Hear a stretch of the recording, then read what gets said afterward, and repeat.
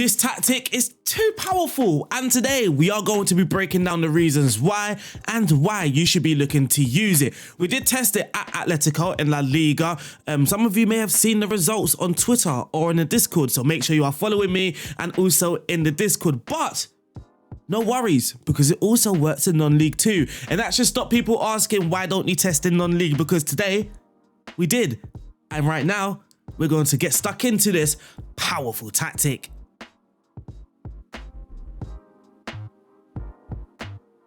Yes, people, today we are going to be looking at another tactic on Football Manager. It's a 4-4-2. It was created at Atletico. Then we tested it at non-league, but we also done half a season test at Liverpool just to see how it was working at Liverpool at an elite team. I would say Atletico are elite, but they're not exactly Liverpool. And then we did test it at non-league as well. It comes with one of my favorite roles now in Football Manager as well. Actually, I don't want to spoil it for you guys. I don't want to spoil it for you. We will look at that role when we are breaking down the tactics. So we're going to break down the tactic first. Then we're going to look at some results quickly and also some gameplay during the video. So let me move my face. Let me move my face and go to the tactic screen. Does the tactic work is the big question. Quickly before we look at the tactic, La Liga Santander, we finished second with Atletico. We've only lost 2 games throughout the whole season, which was away to Valencia and Seville, so we didn't lose away to Barca or Real Madrid. In the Champions League, we lost in the final on penalties. Very, very frustrating. And in the Copa del Rey, again, we got knocked out by penalties in the quarterfinals. But does the tactic work? Yes, it does. We tested it out at Solihull Moors as well in the Vanarama National League, and we tested it out at Liverpool, but more importantly, we tested that out in non-league and it works. Just like every formation, there are going to be some strengths and there are going to be some weaknesses. In the 4-4-2, we'll look at the weaknesses first, or just briefly talk about the weaknesses. Most of us will be looking to get our wing backs getting further forward, overlapping. If they do, this could be a weakness. You could be leaving spaces in behind here. So in behind the wingers now, and on the side of the centre backs, there is space, and this could drag one of your centre backs. If the striker's moving into the channel, then your centre back is likely to go and to follow him down into the channel. So that is one weakness about the 4-4-2. Another is now that most teams are using a 4-2-3-1 or a 4-3-3, even a 3-4-3, and that means an overload can happen in central midfield. So most teams obviously are using a 4-3-3. Just think about 2 central midfielders and that pivot, and in our formation we've only got the 2 in central midfield. So your players will need to work hard defensively. They need to make sure that the lines in between are very compact, and they need to have a very, very good defensive shape, especially against the 4-2-3-1s and the 4-3-3s. So we spoke about the fullbacks possibly getting forward, and that could leave space in behind. That could be a weakness, but also the wingers. A lot of the teams, again, are using overlapping fullbacks. So the wingers will need to be disciplined, and they need to track back and making sure that your fullbacks are not overloaded. Make sure it's not a 2 versus 1 against your fullback. And lastly, the striker roles. Let's say you have 2 strikers doing the same thing. It could actually leave them a bit isolated. So let's say we're using 2 pressing forwards, or even a pressing forward and an advance on attack. Now, when we do transition from defense and then we try and win the ball and get to attack, the 2 strikers now can be isolated, but we're also lacking a presence, a natural presence in between the lines of the opponent's defense and the midfield. Now, this is where roles are going to be important. You may want to have 1 striker dropping deep to try and connect the midfield and the striker. That again makes sure, or you can minimize the chance of 1 striker being isolated if 1 is dropping deep and being the link. But we spoke about the weaknesses. Now it's time to look at the strengths. Back with the fancy report card. Now looking at the strengths in a 4-4-2, we've got good defensive coverage. You've got 2 lines of 4, your back line and then your midfield line as well.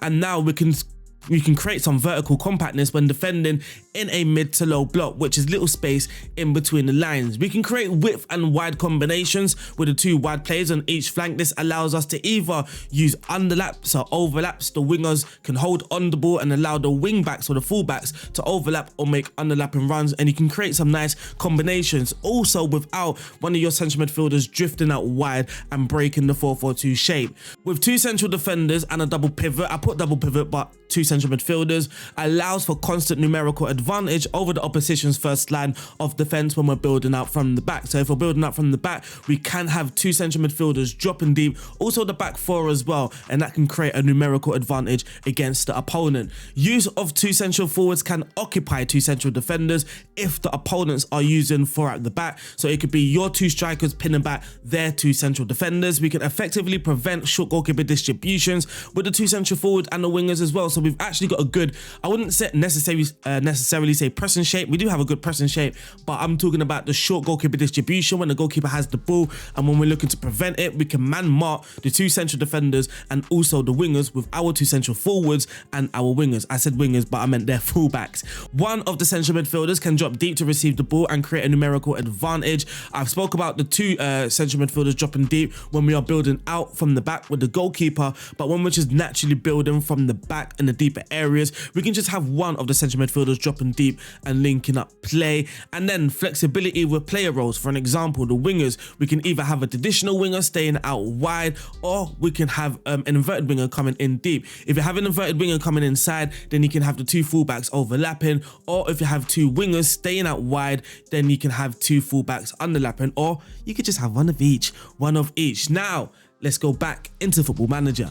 So we spoke about the strengths. Now it's time to put some of that into practice. So we're talking about needing a link up top. The 2 central forwards, we might not want them to have the same roles. We might want different roles, having one dropping deeper. So straight off the bat, we can start up front and we can use a deep line forward on support. Now we've got a deep line forward on support, dropping deep to receive the ball. And then we've got the advanced forward breaking through and moving into the channels, occupying the 2 central defenders, just causing havoc. And then what you will see and what you will notice is that deep line forward dropping deep and supplying the advanced forward. Out wide as well on the flanks, I spoke about we could possibly have different roles. We can have one maybe sort of traditional winger and one inverted. On the right hand side, we're going to have an inverted winger on support coming in deep, and again, this is more supply for the advanced forward. He's going to come, I keep saying he's coming in deep, he's going to come in more narrow and he can play in through balls to the advanced forward. He can link up with the deep line forward, and on the other side, we're going to have a wide midfielder on attack. It's a role that I haven't used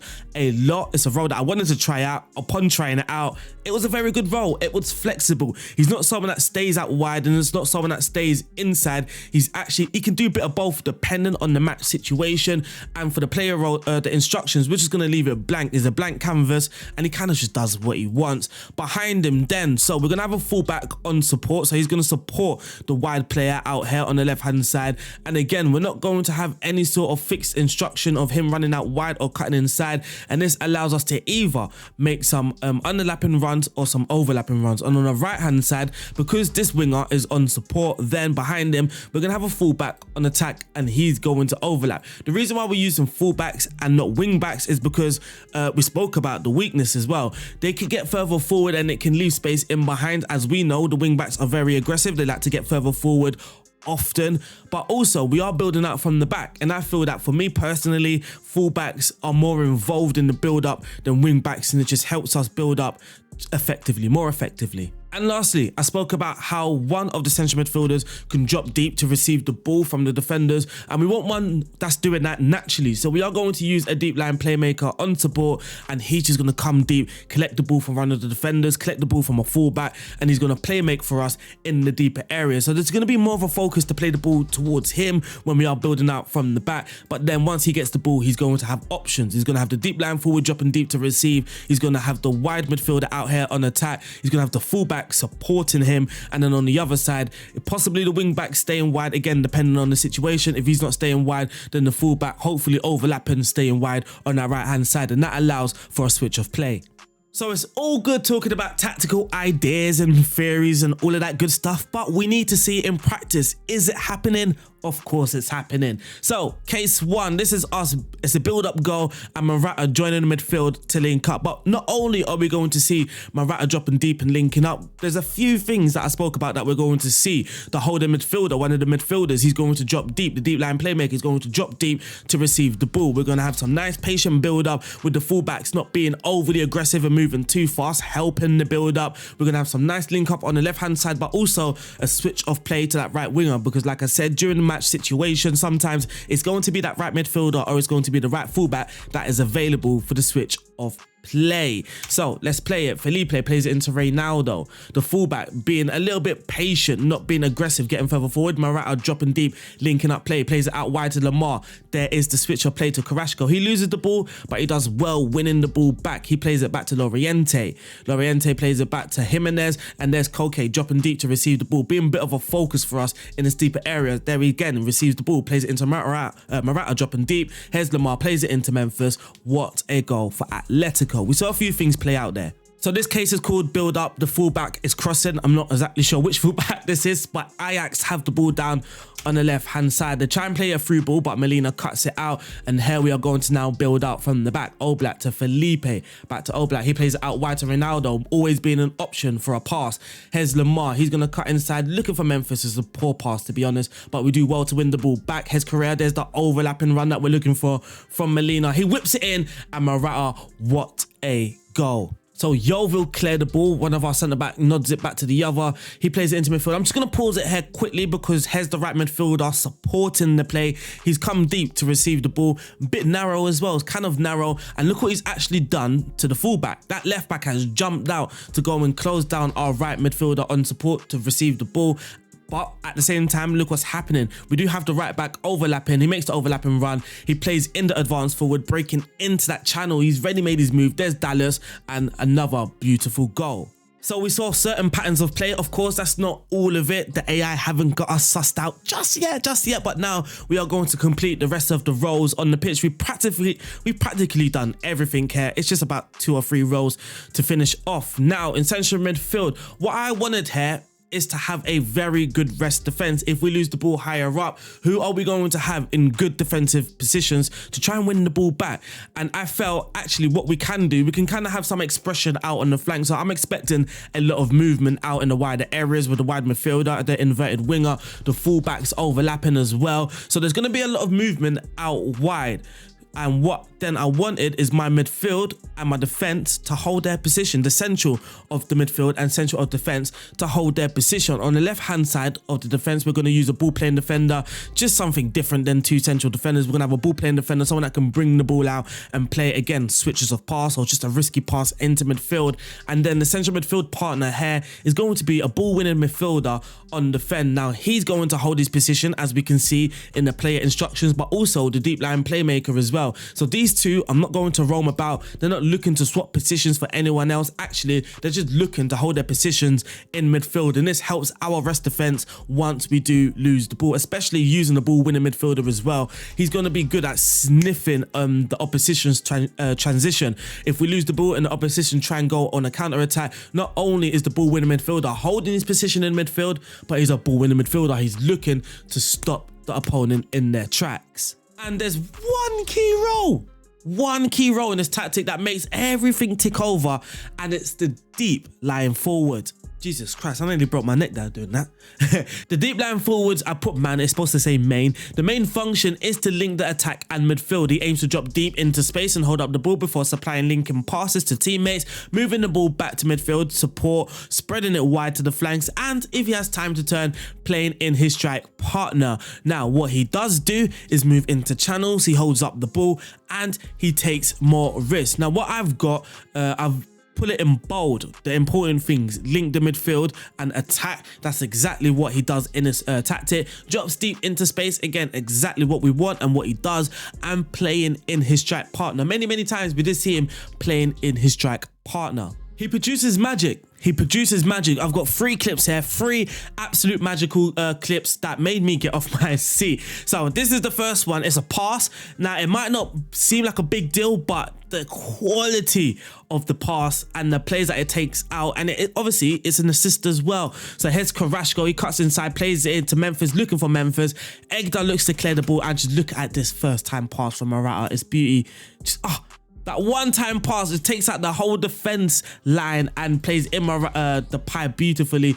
You can see the pass here. So once he makes that pass, Memphis has made the run. He's taken out this centre-back, but also, are they playing the back 3? It seems like they're playing the back 3, and this one pass has taken out the whole back 3. It's an absolute beautiful pass, absolutely beautiful.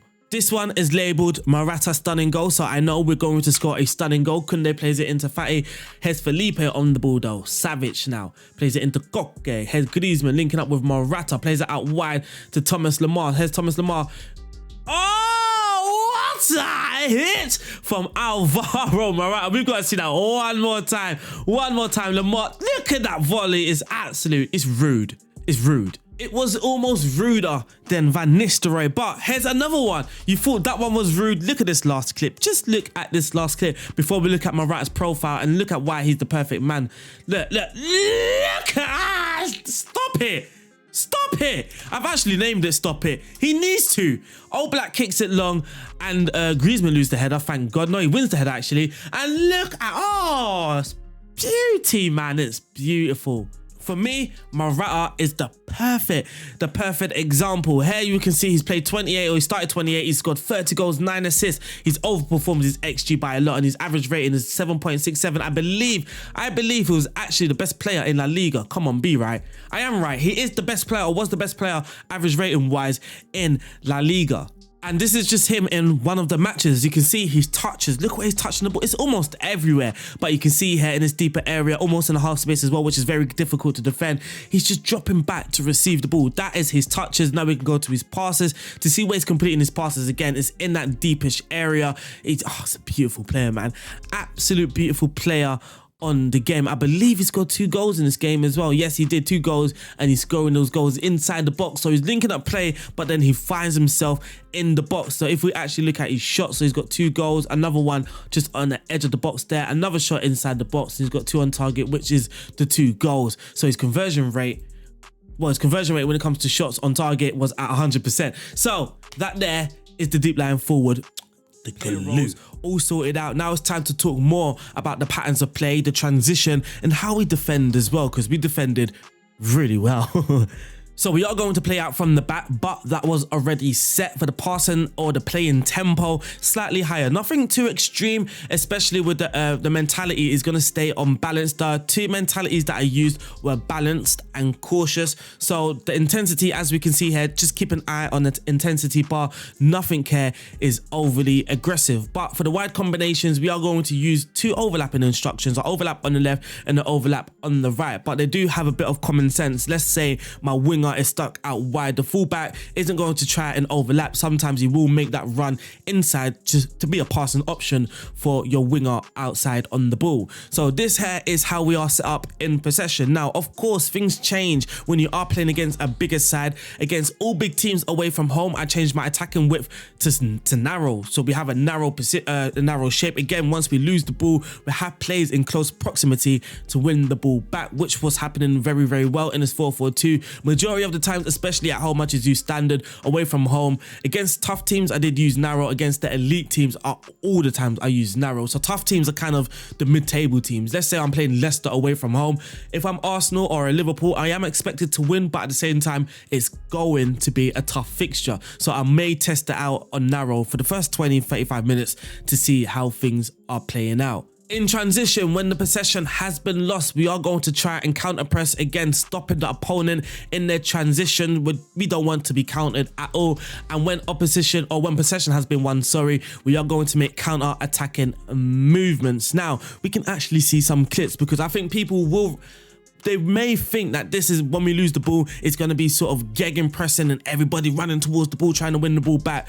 Not exactly. And this here is a great example. We are playing Milan at home. We're 4-1 up actually. Here's Jimenez on the ball, Corsair. And what we're going to see here is us losing the ball, but not everybody here has sprinted. You can see the fullback is actually trying to get in position. Our ball winning midfielder is looking and tracking midfield runs here. Not everybody has gone sprinting trying to win the ball back, because we're not set up to be gegenpress. We have counter press, but it's measured. Theo has the ball here, and you can see that it's just Memphis closing down the ball. And because Memphis just closing down the ball, you will see more so with our defensive shape. We're operating in the mid block. We don't really go any higher than the mid block, so we're looking to cut off passing lanes, and that is exactly what Memphis has done. He's played in Morata dropping deep again to link up the play. He's run out wide, he's set the ball in, and then Memphis is a big old 1-2, but we scored, and that was Memphis Depay's 31st goal of the game. More transition stuff, and now this time it's against Real Madrid. Ronaldo is on the ball. He's going to play it out wide to Griezmann. We lose the ball. But again, look at our counter press. It's not extreme. Not everybody is sprinting to win the ball back. We're working hard and cutting off passing lanes. We do that well. Griezmann gets the ball. He drives towards the bottom. Morata, he was an absolute fire during that test. Again, this is against Real Madrid. It's a mid-block press, but we have transitioned twice. I think we lose the ball and we win the ball back in the same highlight. So we do get to see Atletico here in transition. Vinicius Jr. has the ball. Ferland Mendy. I think there we go. We lose the ball and then Modric has the ball. Again, the counter press is not extreme. We're working hard and cutting off passing lanes. Mendy has no passing options. The Pipe wins the ball, plays it into Loriente. Molina here, plays a Morata, and there we are. Another good goal. And now when it comes to your goalkeeper distribution, this is kind of down to you. With Old Black, he's got good kicking and good passing, but I actually asked him to throw it long because he's also got pretty decent throwing. His vision isn't that great, which is why I've just asked him to throw it long, but this is just down to you and your preference. Now, lastly, out of possession, our defensive shape. We are going to be operating in the mid block. This didn't go any higher. In fact, it went lower, depending again on the match situation, but we always started out on a mid block. The defensive line is on standard. I did test this out with higher to try and make the space in between the lines a little bit more compact, but we didn't actually have an issue in the first place. So I just dropped it back to standard because what I did notice, if the AI had a fast striker and a good passer in midfield, they could just beat my defensive line each and every time with a great pass and a pacey striker. But if they did, just using a standard defensive line, sorry, it worked well. You could move the defensive line to higher if the striker is a bit sluggish or they don't have great passes in midfield, but generally it's okay just to use the standard defensive line. The trigger press is set to more often. We are going to break our shape, trying to win the ball back once our line of engagement has been broken, and we are also going to prevent the short goalkeeper distribution. Someone mentioned this before, isn't it a bit counterproductive to use a mid block but also prevent short goalkeeper distribution? But not really, because prevent the short goalkeeper distribution, it's just one phase of play when the goalkeeper has the ball and trying to build the attack. I mean, if our line of engagement gets broken, then we are expecting, especially in the mid block, for our team, especially our attack line, to drop deep. But there weren't necessarily a big issue of the rest of the team being deep and being so far disconnected to our attack line. That didn't really happen in the match engine. We are also getting stuck in now. Our strikers aren't going to be getting stuck in. This is more so for when our line of engagement is broken. Our start of line of engagement, the actual line of engagement, the two strikers, they will have closed down less and ease off tackles. Those are the player instructions on the two strikers. Always working hard and cutting off passing lanes, which we saw before with Memphis Depay, which has also helped in opposition instructions as well. We have two fullbacks. The trigger press is on never. The two centre backs, trigger press never. But the tackling is on easy. They are preventing, well, the cutting off passing lanes into midfield. So that there is the player roles and the tactic all sorted out. Now, if we go to the completed version, it's the exact same, but now what we can do is talk about those player instructions. Now, the left back has more direct passes, cross more often and sit more narrow. The right back, more direct passes and sit more narrow. Why more direct passes, I hear you asking? So halfway through the season, I do like to check the stats, the data hub, to see if the players are doing what is asked for. We are trying to build out from the back, but the fullbacks weren't registering enough progressive passes, so I was trying to get more progressive passes out of them, which we did get, and it was helped by using more direct passes. At the back, the ball playing defender dribbling more often, bringing the ball out from the defense, and then the centre back, he has no added instruction. The left midfielder sit more narrow. The deep line playmaker has passed it shorter. He was playing too many long balls. I don't mind the long balls, but it was just too many. It was a bit much. I wanted to tone it down, so pass it shorter. Ball winning midfielder, nothing, and the inverted winger, nothing. The two strikers, they both have closed down less and ease off tackles. Of course, this isn't the only tactic. We do have 3 different versions. The second version, it isn't too different, to be honest. The second version that you will have will just come with this, just attacking width narrow. Now, this helped again against teams like Leicester. They might not be an elite team, but playing them away from home can be very, very difficult. Now, playing against the bigger sides, that's when we use cautious mentality, attacking width on narrow as well. So you can see here, RDF's deep flying 4-4-2 against the big teams, and it's the exact same again, cautious mentality, and the attacking width is on narrow. That's the tactic, but I really want to show you guys, I really want you guys to see as well, the tactic really playing out, the ideas really, really playing out before we look at the results. For me, this part of the video is very important. I have changed the structure of my videos because I realized a lot of people don't really watch the game clips. They just go to the tactics screen and just get that, which is why I put that stuff at the beginning now. But I'm not going to play a game as well because a lot of people don't even watch that. But we are going to watch clips because I feel it's important. It's important for you guys to see how the tactic is playing out. Again, it's all fine just me talking about a tactic and saying this is the idea of the tactic, but I can show you guys a tactic and say that, and you guys not knowing if that actually happens in the game. So here is us preventing the short goalkeeper distribution. Now, like I said, someone left a comment before, isn't it a bit counterproductive? But not really. As we can see here, our defensive shape here is absolutely perfect. There's no big gaps here in between our lines. There is a player here, but I'm guessing obviously our central defender could just drop here if he needs to. So here's Bono with the ball, the goalkeeper. He plays it into Nwanzu, and then look, they lose the ball. We've prevented, it was a funny goal. We prevented the short goalkeeper distribution, but more so I just wanted to show you guys the shape of us preventing the short goalkeeper distribution. It's a funny goal. What I'm going to show you now is some middle third play, how generally you look to play and how you approach the final third, how you're trying to break teams down. So here's Tadic on the ball. He loses it to Felipe. Nice cut out there. Here's Koke Morata. You can see it again, Morata dropping deep to link up play. Koke being kind of the focal point in our build up here. He's going to receive the ball a lot here. Here's Reynaldo. He plays it out wide. No, he's going to pull it back to Felipe. He plays it to Reynaldo. We lose the ball, but Reynaldo wins it back again. Koke plays it to Loriente. Lamar. Lovely link up play. Memphis Depay.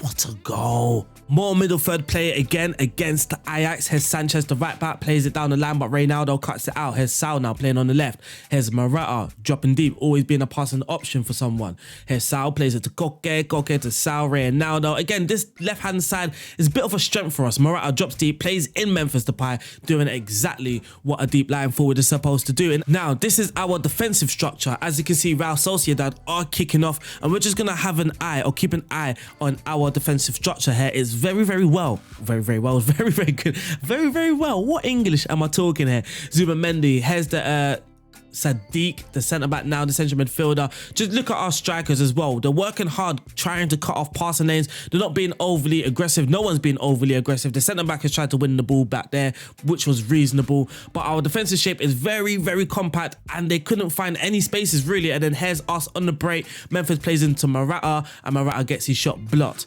But the highlight is still going. Morata cuts it. Oh, what a crash goal. And that was a lovely, lovely goal. But that was all from Real Sociedad. They tried to play through us. They couldn't. We're operating in the mid-block. A very good defensive shape. Compact lines as well. We won the ball, and then we went on our counter-attack. Being difficult to break down is the key for this tactic. This time we are playing Real Madrid. So here is Valverde on the ball, Modric. Here's Real Madrid trying to play out from the back, Courtois. They're trying to build their attack, trying to play through their middle third to get to their final third, and it's about us trying to stop that. Again, the strikers, the whole team really trying to cut off passing lanes, and they're working really, really well. Here's Modric. We could have attempted to win the ball back there, but we didn't. Vinicius Jr. now, and Corsair wins the ball back. We finally win the ball back, and here we are now. We're going to operate with a little bit more tempo. Morata wins the ball there from Eder Militao, and what a finish. And lastly, bit of a defensive clip again, but we score, and Morata again drops deep, links up play. I told you guys,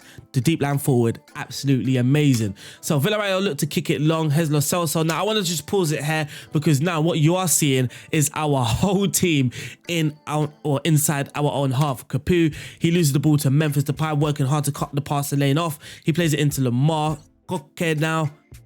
Carrasco. Oh, it's a bit of a risky pass, bit of a silly pass, but we win the ball back here now. Loriente, Capu. ball winning midfielder trying to win the ball back. You can see the counter press is measured.